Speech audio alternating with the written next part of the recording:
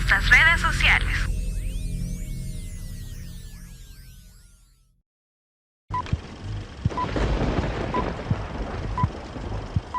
A continuación, palabra de Dios.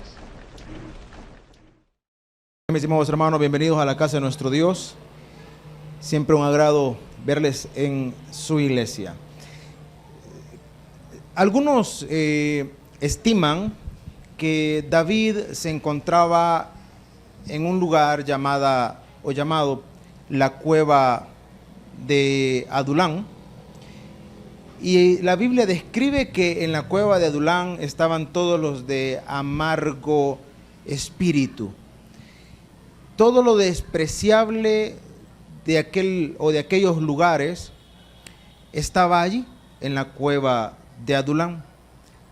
David estaba siendo perseguido injustamente por Saúl, perseguido al punto de la muerte. Entonces David se esconde en la cueva de Adulán y se encuentra con las personas que básicamente habían perdido ya toda esperanza, toda expectativa de algo bueno. Básicamente personas que solamente esperaban el momento de su muerte. Ahí estaban. Y cuando hablamos de una cueva, quizás no sea un poco complicado imaginarnos el ambiente que allí predomina. Un ambiente muy probablemente maloliente, pestilento, un ambiente húmedo, oscuro, un ambiente totalmente deplorable. Y estando en semejantes condiciones, quisiera imaginarme a un David probablemente agobiado, preocupado. Y cuando una persona experimenta el agobio, cuando una persona experimenta la angustia, quisiera encontrarse con alguien que le infunda ánimo, que le diga: mire, no se rinda, siga adelante, esfuércese, ya va a ver que todo esto va a pasar, y quisiera encontrarse con alguien así. Sin embargo, le dije que en la cueva de Adulán estaban todos los de amargo espíritu. En otras palabras, ¿qué cosa buena podía decirle alguno de los que estaba allí a David? A esto agréguele que David había sido ya para ese momento nombrado como rey, como sucesor de aquel que lo perseguía para matarlo. Había sido nombrado rey. Entonces, imagínense a David siendo perseguido injustamente, siendo nombrado rey, estar en una condición tan desesperante, tan desagradable. ¿Qué puede pasar por la mente de una persona en semejantes circunstancias? ¿Qué puede pasar por la mente de una persona así? Hay personas que literalmente expresan o manifiestan que quisieran simplemente dejar de existir, quisieran morir, porque no le ven ninguna expectativa favorable a la condición en la que están viviendo. Estoy siendo perseguido, ¿qué futuro puedo yo tener? ¿Dónde puedo yo ir? No hay personas con quienes me pueda sentir a gusto o apoyado. Probablemente son personas que llegan a un momento, como se dice popularmente, a tocar fondo y no encontrarle alternativa a lo que están pasando. Y cuando se encuentra en esas circunstancias, pues nada bueno se viene a la cabeza, como se dice. Pero la enorme diferencia, o lo que va a marcar la diferencia, No es, mis estimados hermanos, el hecho de decirle, hermano, Dios está con nosotros, por lo tanto, jamás va a llegar a una circunstancia como esa, nunca se va a encontrar en una situación así. No puedo decirle eso porque probablemente estaría mintiéndole, puesto que David, el dulce cantor de Israel, estuvo en esas circunstancias. Narra la Biblia que llegó a un punto en donde tuvo que fingir ser un desquiciado, un descompensado, un loco, dice la palabra, para poderse refugiar de sus enemigos. Fue y se metió donde estaban ellos, estoy hablando de los filisteos, y algunos, a diferencia de aquel tiempo, pues no habían fotografías, por lo tanto no era tan fácil identificar a David. Muchos, incluyendo el rey de los filisteos, había escuchado de su fama, de su valentía, de su valor para la batalla, pero no lo conocía. Entonces, algunos que un poco lo podían identificar, lo toman, lo traen delante del rey de los filisteos y le dicen: este es David. Y David, hermano, dice la palabra, describe la palabra, que andaba con la boca abierta, dejando que su saliva escurriera por su barba. ¿Se imagina usted la escena del rey de Israel, hermano, con la boca abierta? Ahí literalmente, hermano, la escritura describe que su baba le escurría por la barba. Cuando el rey lo vio en semejante condición, expresa y dice: no hay suficientes locos en el reino como para que me traigan otro. No, pero rey, este es David. ¿Cómo eso va a ser David? Hermanos, esa era la situación que pasaba. Ahora le decía, ¿qué puede pasar por la mente de alguien en semejantes circunstancias? Pues lo que marca la diferencia es la comunión que cada uno de nosotros haya formado para con Dios. Eso es lo que va a marcar. No le dije la comunión que forme en ese momento. Le dije la comunión que haya formado antes de llegar a esas circunstancias. Porque a diferencia, como le decía hace un momento, de lo que muchos podrían permitir que entre a sus mentes, a sus corazones, es sentirse desahuciados, perdidos y tirar la toalla y dejarse morir. Sin embargo, David, hermanos, el cual su corazón estaba en sintonía y en armonía para con Dios, estando allí en semejante condición, Dios lo inspira y escribe, hermano, uno de los salmos. Todos los salmos son hermosos, pero hay unos que sobresalen por encima de los otros, y este es uno de los más hermosos que podemos encontrar en la Escritura. Y si nosotros lo leemos superficialmente, nos imaginaríamos que David estaba frente, hermano, a todo lo que va a describir en este salmo. Pensaríamos que está allí. Pocas veces imaginaríamos que cuando David escribe este salmo, estaba pasando uno de los episodios más dramáticos, más oscuros, más deprimentes de su vida. ¿Y de qué salmo estamos hablando? Estamos hablando de Salmos capítulo 23. Y antes que comencemos a leerlo, una vez más, solo piense, Salmos capítulo 23. Así sentaditos, por favor. Antes de comenzarlo a leer, quiero que podamos hacer un pequeño ejercicio juntos, que podamos darle la oportunidad a nuestra imaginación de que trabaje. Entonces, antes de leerlo, imagínese usted una cueva con gente, hermano,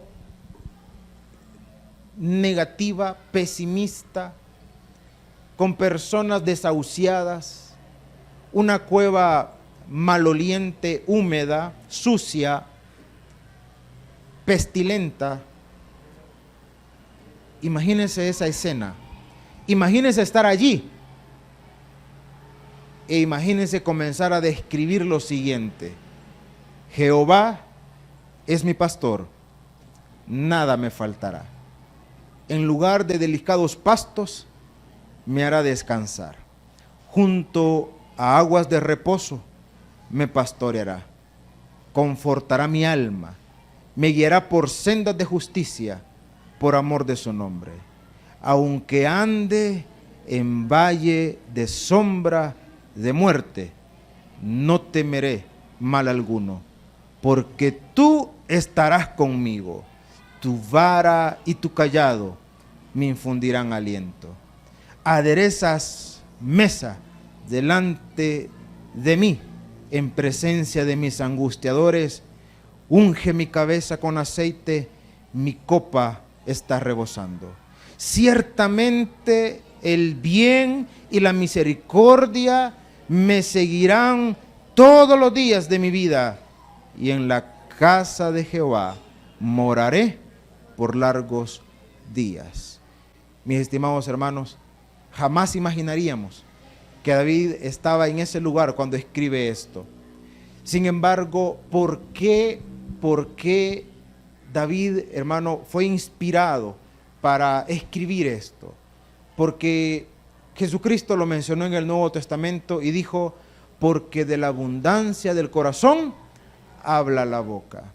Y aunque las condiciones de David fueran, hermano, las más deprimentes, aunque las condiciones de David fueran las más extremas, en el corazón de David había una alabanza, había una adoración a Dios. Aunque las condiciones fueran, hermano, quizás las más desesperantes, en el corazón de David había una actitud de adoración para con Dios. Aunque todos los que estaban allí, probablemente, hermano, probablemente ni tan siquiera hablaban, solo tenían miradas, algunos quizás de odio, algunos otros de tristeza, algún que otro moribundo y alguno que otro, hermano, lamentándose de todo lo malo que pudo haber vivido. Pero la diferencia no la van a marcar los demás. La diferencia la va a marcar cada uno de nosotros. Porque si nosotros estamos esperando que los demás, hermano, estén allí para impulsarnos, quiero decirle una cosa: usted no sabe lo que la otra persona también pueda estar pasando. Usted no lo sabe. Usted probablemente está esperando que esa persona a quien le tiene aprecio se acerque y le diga: mire, usted no está solo, usted no está sola, mire, echémosle ganas, yo lo apoyo, ¿verdad? Yo voy a orar por usted. Y probablemente la otra persona está esperando que usted le diga lo mismo. Probablemente está esperando eso. Probablemente está esperando que usted se acerque y le diga: mire, no se rinda, mire esto otro. Hermano, y en algunos otros casos, cuando las condiciones no son favorables para nadie, usted expresa una cosa, usted puede expresar: mire, si usted supiera lo que yo estoy pasando. El otro persona le va a decir: pues usted no se imagina lo que yo estoy pasando. ¿Y qué está pasando usted? Mire, estoy en una acabazón que para qué le cuento. Ay, pero solo usted tiene, solo la acabazón tiene. Yo tengo la acabazón y estoy enfermo. Y el otro le va a decir: pues sí, yo tengo acabazón, estoy enfermo y para colmo ya me cortaron la luz. Ay, pero sin luz se puede vivir y sin agua. Y a mí me cortaron, ya tengo la acabazón, estoy enfermo, me cortaron el agua y me cortaron la luz también. Ay, pero gracias a Dios que solo eso. A mí que hasta el trabajo me quitaron ya. Ay, yo tengo 3 meses sin trabajar. ¿Y a quién está peor usted? Muy diferente es la actitud cuando usted no va a hablar ni a expresar de su condición, sino de su esperanza. Porque su condición puede ser desfavorable. David, hermano, su condición era desfavorable, deplorable, decepcionante, deprimente, paupérrima, tirada al chucho. Esa era su condición. Pero su esperanza estaba puesta en aquel que puede cambiar la realidad de quien sea. Su esperanza estaba puesta ¿en quién? En Dios. Entonces, aún en las condiciones más deplorables y deprimentes, David expresa, hermano, sin flaquear y dice, Jehová es, ¿qué dice? Mi pastor. Y yo que confiaba en, qué sé yo, ¿verdad? En mis amigos, y yo que confiaba en los que me acompañaban, en mi familia, y yo que confiaba en esto. Y allá en la cueva de Adulán, David estaba solo. Solo. Los que estaban allí eran los de amargo espíritu. Ahí estaba él. Hermano, pero su confianza no estaba en todos aquellos que ya lo habían abandonado. Su confianza seguía estando ¿en quién? Por eso dijo y expresó y comienza, Jehová es. Ahora, para nosotros quizás cueste un poquito entender la expresión que David manifiesta cuando dice, Jehová es mi pastor. Porque en nuestro medio, hermano, el oficio del pastor o el oficio pastoral básicamente no existe. Cuando digo el oficio pastoral me estoy refiriendo específicamente a aquellos que están pendientes de un rebaño. Estoy hablando de las ovejas, de las de verdad. No nosotros que somos ovejas espirituales, ¿verdad? Estoy hablando de las otras, de esas que también se puede hacer bistec y sopita y toda la cosa. De esas estoy hablando. El oficio pastoral en nuestro medio básicamente no existe. Pero imagínese usted a alguien que conocía muy bien ese oficio. Cuando Dios llamó a David, hermanos, ¿dónde estaba David en ese momento? Cuando Dios lo llamó, ¿dónde estaba David? Estaba cuidando los rebaños de su padre. Ahora, ¿qué implica eso? Procuraré, hermanos, transmitirle un poco la idea de lo que David comprendía, porque David había desarrollado, había ejercido el oficio de pastor. Por lo tanto, David sabía perfectamente, hermano, lo que implicaba estar al pendiente de las ovejas. Ahora, ¿qué era estar al pendiente de las ovejas? Que tuvieran un lugar para pastar, que tuvieran un lugar para beber, que no tuviera, hermano, peligro de los depredadores.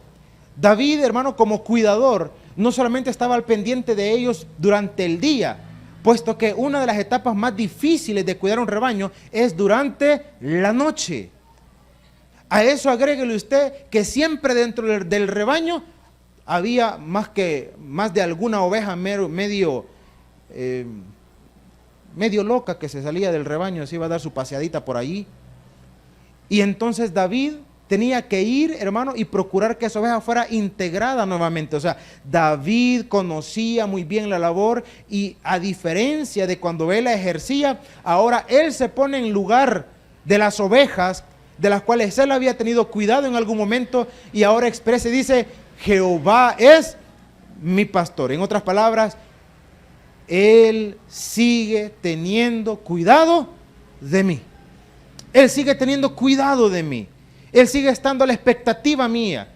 Dios no ha apartado la vista de mí, aunque estoy en un lugar o en el peor lugar que puede existir, en el lugar donde nunca hubiese querido estar, aunque estoy aquí, Dios sigue teniendo cuidado de mí. Ahora, ¿sabe cuál es el problema? El problema es que a veces nosotros, hermanos, llegamos a pensar o a creer o a desconfiar de que Dios, hermano, ya no está ahí. Ese es el problema.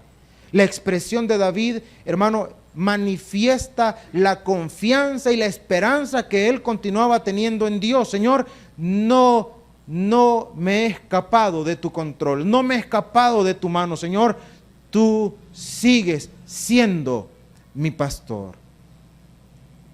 Yo me imagino, no describe esto la Biblia en ninguna parte, pero yo me imagino que David expresaba y decía, Jehová es mi pastor, nada me faltará.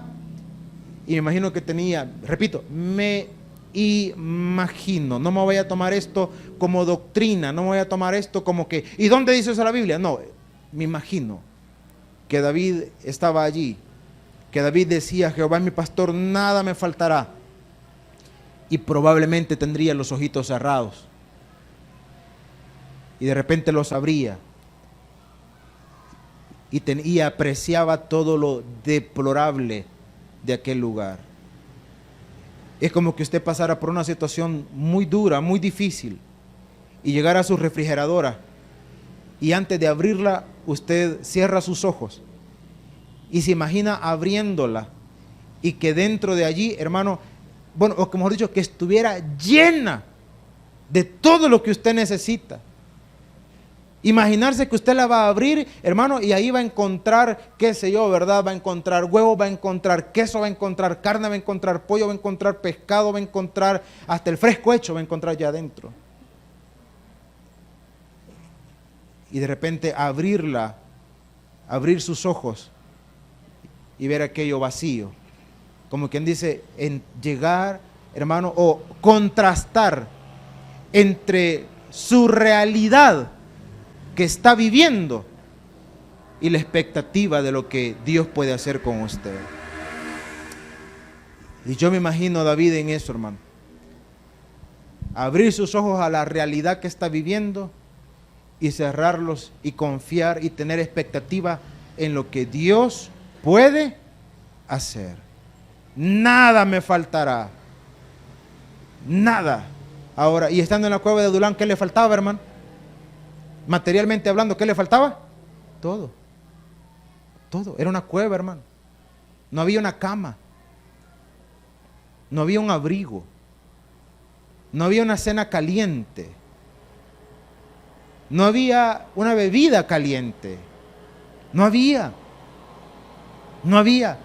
Pero él continuaba confiando que Dios lo iba a sustentar y que no le iba a faltar nada. Y continúa David, hermano, y dice, versículo 2, en lugares de delicados pastos, ¿qué dice? En lugar de, ¿qué dice? De delicados. Y una vez más, y me imagino a David abriendo sus ojos y ver, hermano, aquel piso lleno de lodo, aquella condición hasta cierto punto asquerosa, aparte de húmedo, oscuro. Aparte de húmedo y oscuro, hermano, ahí no había un piso estable, no estaba ni siquiera empedrado. Era una cueva, hermano. Era una cueva. Y en la cueva o en las cuevas, aunque estén habitadas por las mismas condiciones, hay insectos, hay murciélagos. Es totalmente algo insalubre aquello. Y contraste esa condición, hermano, con un pasto hermoso, con un pasto bonito, con una condición maravillosa. Y David imaginando con fe o creyendo con fe que un día su condición iba a ser mejor. David creyendo que su condición un día iba a cambiar y no iba a estar allí toda la vida. Yo no sé si usted estará pasando por X o B circunstancia, pero hay una cosa que yo quiero que usted comprenda. Si usted se atreve a creerle a Dios y a declarar y decir, mi condición no va a ser esta toda la vida. Un día yo voy a salir de esto. Un día yo voy a estar en una condición distinta. Un día no vamos a tener, por poner un ejemplo, un día no vamos a tener que pelearnos por comernos un pan de más. Un día vamos a tener todos los panes que nos querramos comer en la cena. Un día no vamos a tener que esperar 3 meses para irnos a comer un par de pupusas. Un día vamos a poderlo hacer siempre que querramos hacerlo. Un día espero ya no andar colgado en la 12. Un día Dios me va a proveer algo para mí. Un día. Un día voy a dejar de andar rebotando de un lado para otro, alquilando. Un día Dios me va a dar algo propio. Un día. Yo no sé cuál será su condición, no la conozco. Pero aquí el detalle es, ¿se atreve a creer que un día su realidad puede ser diferente? Porque si usted se atreve a creer en eso y a confiar en eso y a trabajar por eso, va a ser una realidad. De lo contrario, de ilusiones no se vive, hermano. De ilusiones no se vive. Un día voy a tener dinero y levantándose a las 10 de la mañana todos los días, no la va a hacer, hermano. No la va a hacer. Y quedándose chateando hasta las 12 de la noche, 1 de la madrugada, tampoco, hermano. Tampoco. Que los jóvenes puedan decir, un día voy a tener un buen trabajo y una oficina bonita, y un día voy a tener un buen carro, y no querés estudiar. No funciona así. David expresa y dice, en lugar de delicados pastos me hará descansar. Y mire la otra descripción que hace, junto a aguas de reposo. ¿Qué dice? Me pastoreará. Hermano, y las aguas de reposo describen quizás algo, ¿cómo se le explicara? Para nosotros diríamos casi algo paradisíaco. Las aguas de reposo son, hermano, aquellos manantiales que están cerca de los pastizales y que no tiene que movilizarse el rebaño por una distancia larga para poder saciar la sed. Las aguas de reposo son aquellos lugares propios para que el rebaño pudiera, valga la redundancia, descansar, estar en paz. Aquí no les hace falta nada. Aquí está el pasto y aquí está el agua. Las condiciones, hermano, llamémosle perfectas. Las condiciones perfectas. Ahora, ¿dónde estaba David? ¿Dónde estaba David? En las condiciones más deplorables. Más deplorables. Y David sigue creyendo que Dios puede cambiar su realidad. Ahora, una reflexión sencilla. ¿Se la cambió Dios la realidad a David? Sí. Sí. Y aquí podemos haber personas a quienes Dios, hermano, ya les cambió su realidad y a algunos otros que siguen expectantes a que Dios se las cambie. Pero va a depender, hermano, de cuánto usted sigue confiando en que Dios puede hacerlo. Y repito, y haciendo su parte también. Entonces, dice la Escritura, versículo 3, y esta es otra parte maravillosa. Dice el versículo 3, confortará mi alma, me guiará por sendas de justicia, por amor a su nombre. Este versículo parecería que nos da un poquito de luz de lo que estamos hablando. Hermano, cambiemos un poquito el escenario. Cambiemos un poquito el escenario. Si su condición es favorable, y también sería bonito que así fuera este día, esta noche, imagínense que usted llega a casa.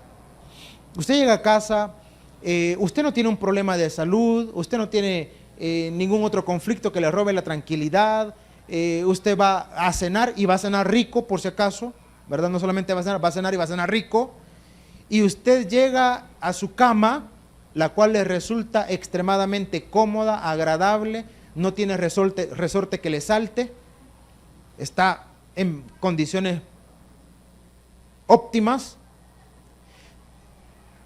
hermano, y que usted se estire antes de dormir y le diga, Señor, dame paz para poder dormir. Parecería algo ilógico si usted no tiene ningún tipo de conflictos personales, laborales, de salud, económicos, de ninguna índole. Usted tiene estabilidad, tiene salud, tiene tranquilidad. Está bien. Y repito, y para colmo, va a comer rico. Y llega a su casa y se acuesta y va a orar por paz. ¿Va a orar por paz en esa circunstancia? No, si la tiene, ¿para qué va a orar por paz si la tiene? Si la tiene, a lo mucho darle gracias a Dios por la paz que le da, ¿verdad? Pero vea usted la condición de David y dice, confortarás, ¿qué dice? Mi alma, confortará mi alma. Y si está diciendo que conforte su alma, ¿por qué lo está diciendo entonces? Porque probablemente su condición no era la más favorable. Muy diferente es, muy distinto es cuando las situaciones son adversas, son angustiantes. Y usted, hermano, no quisiera ni que llegara la noche, porque no sirve de nada que llegue de la noche, porque no hay descanso, porque no hay tranquilidad, porque por muy cómoda que resulte la cama, usted tiene insomnio, porque las situaciones no le permiten tranquilizarse. Y entonces, en esa circunstancia, ahí sí, oramos y le decimos, Señor, dame paz.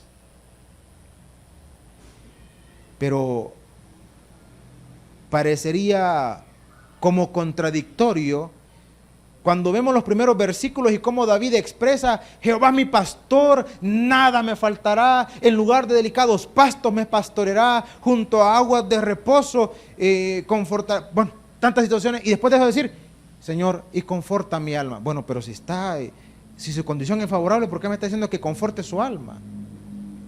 Y la respuesta es porque, por eso le dije que este versículo parece que nos da un poquito de luz de lo que estamos hablando. Porque probablemente las situaciones no eran las más favorables, pero a pesar de que no eran las más favorables, su confianza seguía estando puesta ¿en quién? En Dios. Y continúa diciendo, y este otro versículo una vez más parece que nos da luz. Y dice, aunque ande en valle de sombra de muerte, no temeré mal alguno, porque tú estarás conmigo.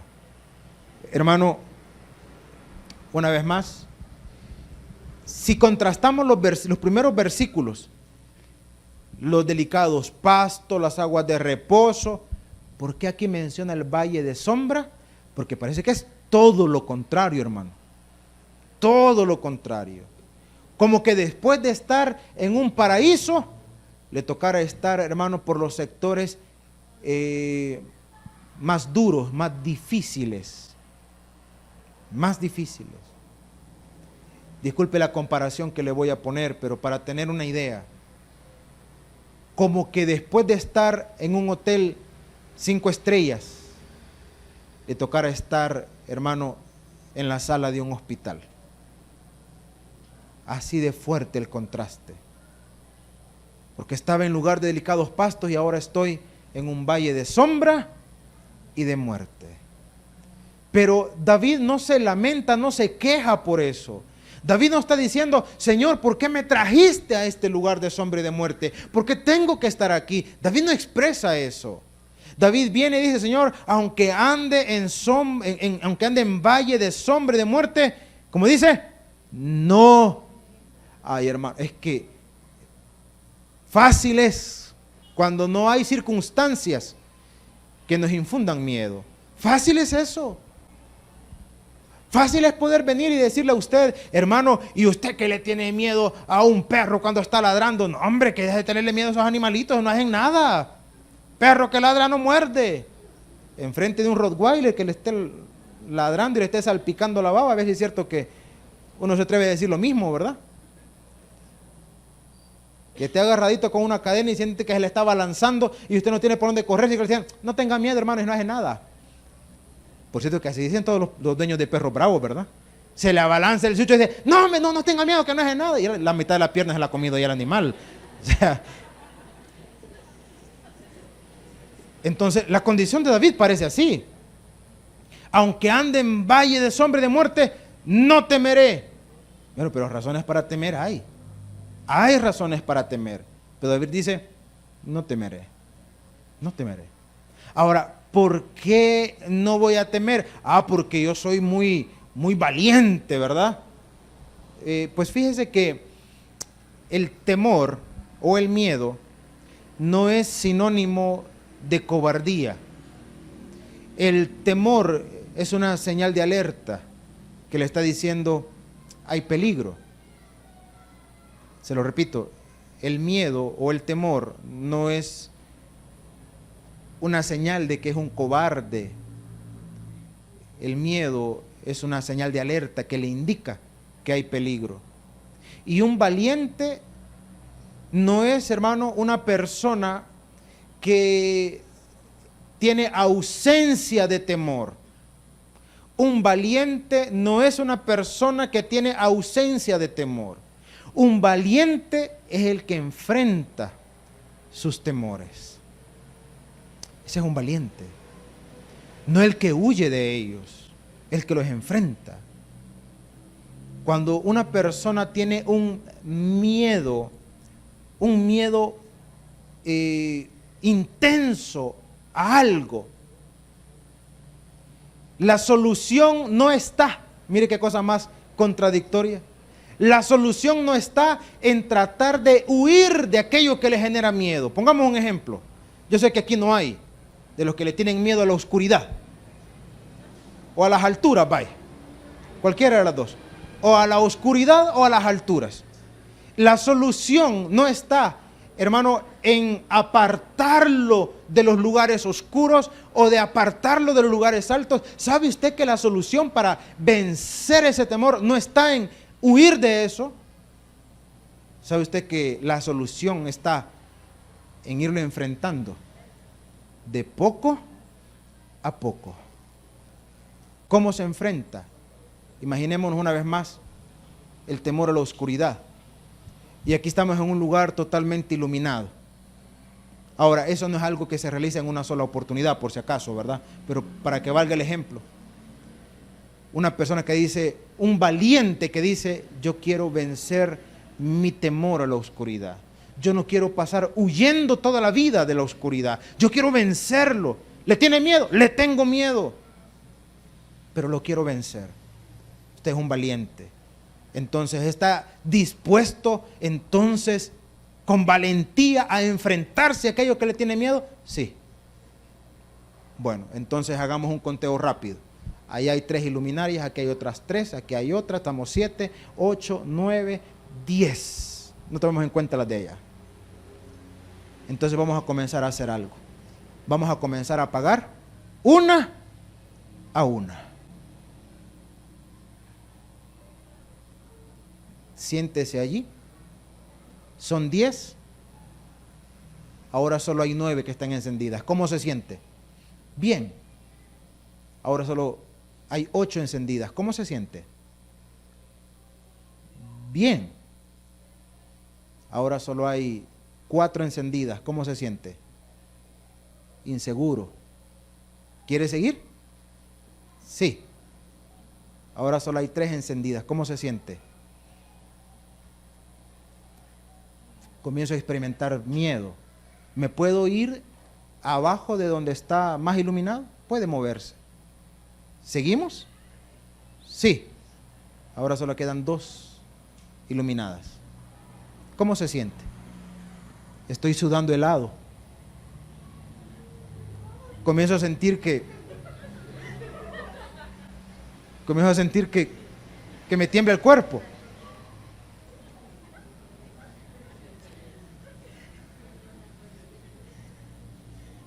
¿Quiere seguir o nos detenemos?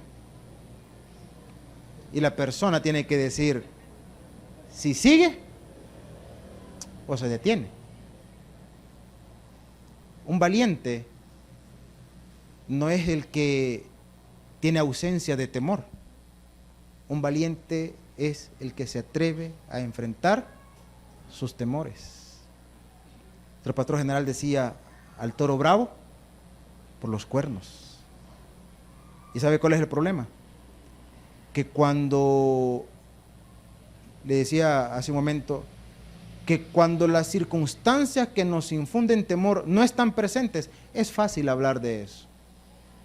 El problema está cuando lo que nos infunde el temor está allí frente a nosotros. Y hay que enfrentarlo y hay que vencerlo. Ahora, ¿qué me va a dar la fortaleza para poderlo hacer? ¿En mis fuerzas? No. El apóstol Pablo dijo, cuando soy débil, entonces soy fuerte, porque su poder se perfecciona en mi debilidad. Él nos hace fuertes. Por eso es que David expresa y dice, tu vara y tu callado, ¿qué dice? Y es que aquí cambia la escena. Aquí cambia la escena. Porque estoy seguro que cuando le estaba poniendo el ejemplo, usted se imaginó solo, ¿verdad? ¿Verdad que se imaginó solo? Ahora, ¿por qué no se imagina al lado de alguien que le infunde confianza? Que esté sentado a la par suya y le decimos, mire, solo quedan dos, la pagamos. Démosle, solo queda una, que está agarrado aquí. ¿La pagamos? Apáguela. No importa. Solo quien sabe que lo aguante, pero aquí, con mi compinche, con mi alero, con mi uña o mugre, depende de cómo usted lo quiera asociar. Aquí no hay problema, démosle. Se lo pongo en palabras de Moisés. Señor, si tú no vas conmigo, yo no voy. Si tú no vas conmigo, yo no voy. Esta nube nunca que se mueve, ¿por qué no nos vamos pues? No, si la nube no se mueve, que era la presencia de Dios, no nos movamos. Y esta columna de fuego, ¿a qué hora piensa avanzar? Mientras no se mueva, no nos movamos. Si tú no vas, Señor, yo no voy. Entonces, David habla del lugar del valle de sombra y de muerte. No va a temer, no porque sea el gran valiente, el gran guerrero, sino porque tu vara y tu callado, ¿qué? Me infunden aliento. Ahora, David sabía lo que representaba la vara y el callado, sabía que representaba la protección y el cuidado para la oveja. Entonces David dijo, Señor, yo puedo estar confiado porque tus cuidados siempre están conmigo. Siempre. Pero Señor, yo soy una oveja, ¿cómo? Descarriada. ¿Y usted cree que David nunca fue tras una oveja descarriada? ¿Y usted cree que el buen pastor que narra el Nuevo Testamento nunca fue tras una oveja descarriada? Y siempre hemos ejemplificado. Y cuando la encontró, ¿qué hizo? ¿Qué anda el pastor, hermano? Una vara y un callado. El callado servía para, hermano, sujetar al animalito del vientre y alarlo cuando había caído de algún lugar, o para traerlo de nuevo. La vara no era para garrotear a la oveja, hermano. Ajá, cabal, así te quería encontrar condenada. Y deja de estar chillando, como que mamá, ¿verdad? Deja de estar chillando porque no le va a pegar otro, va a ver quién la manda a estarse saliendo. La vara no era para garrotear a la oveja. La vara era para ahuyentar a los depredadores. Es ahí la gran diferencia. Porque estoy convencido que cuando usted o yo hicimos algo malo y usted veía que su mamá o su papá venía con un, oiga esta palabra técnica, chirrión de guayabo, nunca pensó usted que era para espantar mosquitos, ¿verdad que no? No. Nunca pensó usted que su papá o su mamá venía a encontrarlo con un garrote para protegerlo de cualquier animal bravo que apareciera en el camino. Nunca. Pues la vara de Dios no está para garrotearlo, está para protegerlo. Tu vara y tu callado me infundirán, ¿qué dice? Confianza. Y luego esta otra parte que aquí creo que sí, algunos ya vamos a caer un poquito más en la cuenta, lo vamos a entender mucho mejor. Dice, aderezas mesa delante de mí, en presencia. ¿Se imagina usted? Pero le dije que algunos sí me van a entender, porque unos van a decir, no, pastor, yo no me puedo imaginar, yo así estoy, con una hambre, hermano. Con una hambre. E imaginarse usted, hermano, lo que más le gusta, allí listo, dispuesto, solo para que usted llegue, lo tome y lo ingiera. Ahora, no sé si torturarlo o no, hermano. O medio, vaya. Imagínese que en los próximos 20 minutos, cuando terminemos el culto, esté esperándole allá afuera lo que tanto le gusta sea frío o sea caliente, porque para gustos colores, ¿verdad? Si a usted lo que tanto le gusta es así, se lo sirven calientito, imagínenselo humeando allá afuera, hermano, esperando por usted. Ahora, le tengo una mala noticia. No va a estar ahí. No va a estar. Y ese que uno dirán, entonces ¿para qué me hizo imaginarlo? Porque se mete en la lectura de David, hermano. Adereza mesas. Y David le chillaban las tripas y vuelve a ver a todos los que estaban allí, ¿verdad? Los de amargo ánimo, los de amargo espíritu. Si fueran salvadoreños sacando de la bolsa la mitad de una tortilla panda, tiesa, con un poquito de sal. No hay limón, solo sal. Porque está caro todavía. Y diciendo, y imaginándose. Imagínense la figura. Yo sé que no les va a costar imaginar la figura de esa tortilla panda, así, la mitad, mordida. Medio enmohecida. Imagínense una pupusita caliente, hermano, así, humeando, un curtidito y salsa. Y ya no sigamos. Y David dice, adereza mesa delante de mis angustiadores. ¿Cómo puedo yo alcanzar eso si en la condición en la que estoy? Y David simplemente dice, o mejor dicho, expresa, yo sé que un día, y lo retomo, un día mi condición va a ser diferente. Y lo que ahora sueño, un día va a ser una realidad. Un día. Y dice la palabra, unges mi cabeza con aceite, mi copa está rebosando. Cuando dice unge mis cabezas con aceite, sería, no sé cómo explicárselo de una forma que exprese la idea de lo que David está diciendo. Quizás se lo puede expresar de la siguiente manera: espero que no vaya a andar contando, si charros, si entre nosotros nada más. Espero no me vaya a juzgar y me vaya a estar señalando después. Es en confianza.